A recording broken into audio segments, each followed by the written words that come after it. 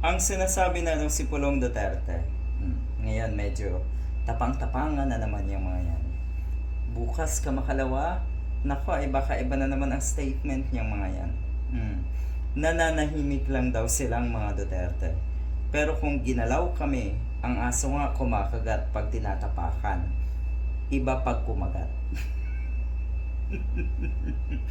Tahimik daw sila. Saang parte, saang banda daw kayo tahimik? Talaga lang, tahimik ang mga Duterte? Tahimik kayo? Mga balasubas daw kayo eh. Ang sinasabi biglang tapang na naman daw etong si Pulong. Kaya pala umurong daw ang ano neto. Ang bayag neto. Ang yabang mong magsalita, supot ka naman, magpatuli ka daw muna. Eto pa, hindi kayo tahimik. Kayo nga yung pinakamaingay. Kayo yung mayat maya ay gumagawa ng gulo. Hindi kayo yung tipong mananahimik. Gulo ang hanap nyo.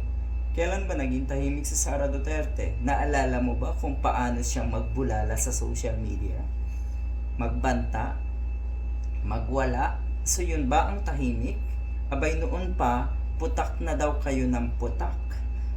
Eto, parang kinder daw na tinatakot ni Pulong ang gobyerno. Parang tapang-tapang. Para daw ang tapang. Puro karuwaga naman pag pinatulan.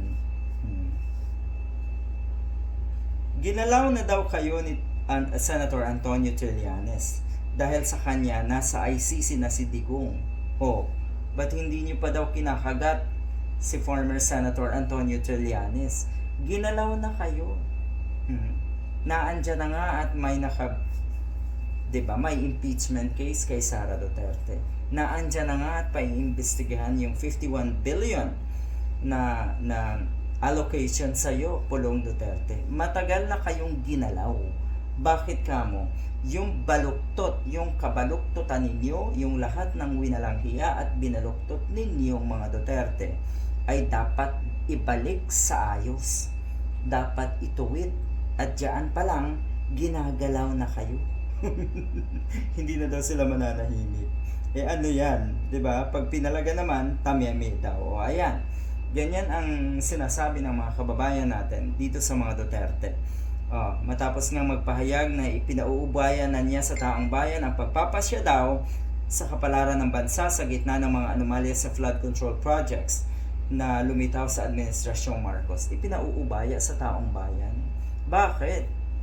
Meron ba kayong kayang gawin? Wala. Ang kaya nyo daw gawin ay ang mangurakot lang at sirain ang ating gobyerno. Yan ang kayang gawin ng mga Duterte.